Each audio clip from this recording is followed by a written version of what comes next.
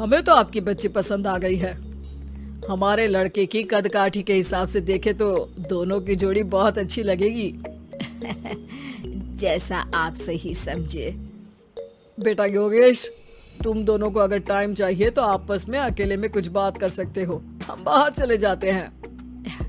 जी पिताजी, जैसा आप कहें। योगेश और सविता को अकेले वक्त देकर सब वहां से चले जाते हैं। चाय कैसी लगी?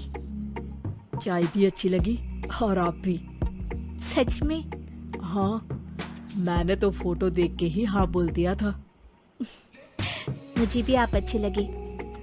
आपको कुछ पूछना हो तो पूछ लीजिए, जैसे खाना बनाना आता है या नहीं, घर की क्या क्या काम कर लेती हूँ, वगैरह वगैरह।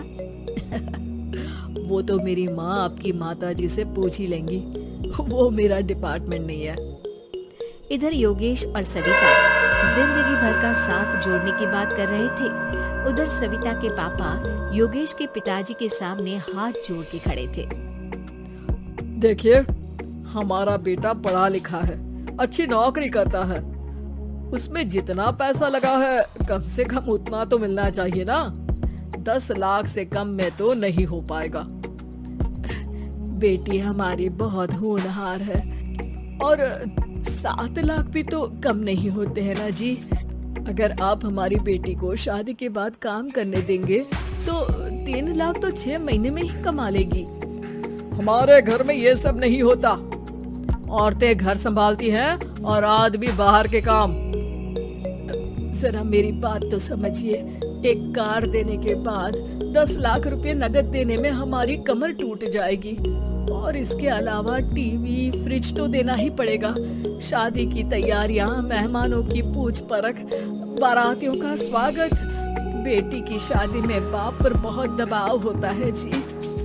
देखिए, हमारा बेटा कोई दुकान में रखी चीज नहीं है जिसके ऊपर हम भाव ताव कर सके और आप उसे कम दाम में खरीद लेंगे। 10 लाख से एक भी रुपया कम नहीं होगा। ठीक है, जैसा आप कहे जी, पर आधा पैसा अभी और आधा कन्यादान के वक्त दे देंगे। अरे, इसमें भी किश्त मांग रहे हैं आप? हमने तो सोचा था कि अच्छा परिवार होगा आपका। अच्छा ही परिवार है देवनाथ जी, पर पैसों की थोड़ी तंगी ठीक ही है हमारे परिवार में जी।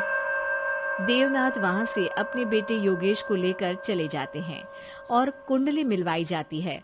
36 में से 32 गुण मिलते हैं। जल्दी शादी का मुहूर्त भी निकल आता है। अब कन्या को बुलाइए। आओ बेटी, यहाँ बैठाई और मंत्रोच्चार शुरू करते हैं। मंगलम भगवान विष्णु मंगलम गरुड़ध्वजा मंगलम। सविता के पापा सविता और योगेश के बीच में जाकर बैठ जाते हैं। बेटी, तेरी माँ को यहाँ बैठना था, पर तेरी विदाई नहीं देखना चाहती होगी शायद, इसीलिए पहले ही चली गई। बाबा, हंसी खुशी का माहौल है। रोने का समय तो विदाई के वक्त होता है ना, तब ये इमोशनल अत्याचार कर लेना। अभी तो मुस्कुराइए, कैमरा आसपास ही है। तभी पीछे योगेश के पिताजी आ जाते हैं। अभी तक पैसे नहीं आए आपके यहाँ से? उठा लूं क्या बेटे को?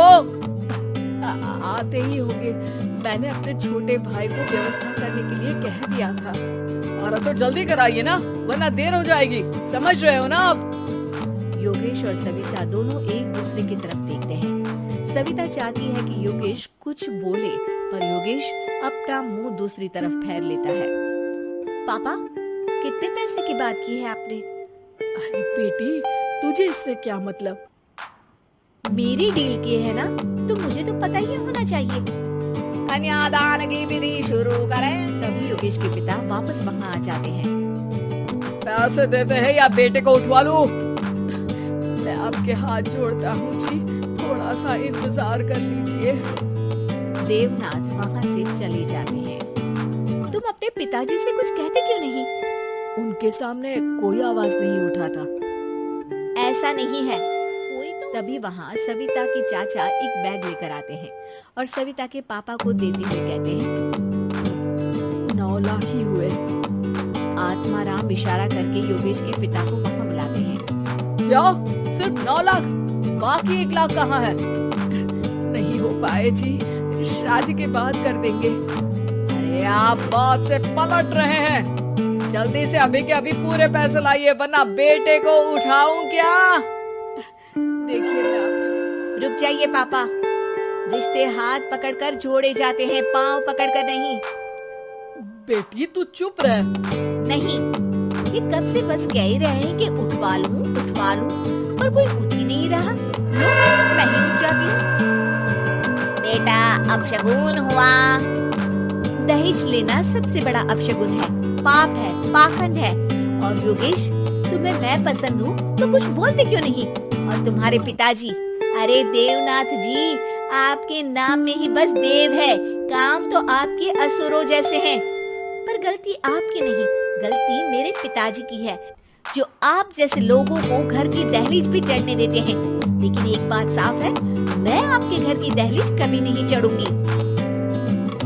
अरे बेटा, समाज क्या कहेगा? यही कहेगा कि सविता के भीतर की माँ दुर्गा जाग गई थी, जिसने पापा के खिलाफ आवाज उठाई। आसपास के लोगों ने जोरदार तालियां बजाई। समाज की तालियों से पता चला कि समाज क्या कहेगा। समाज ने सविता की बात को स्वीकार भी किया और उसको अपने सर आंखों पर भी बिठा लिया। सविता के पिता में हिम्मत जागी और उन्होंने कहा, देवनाथ जी, आप कह रहे थे ना बेटे को उठा लो क्या?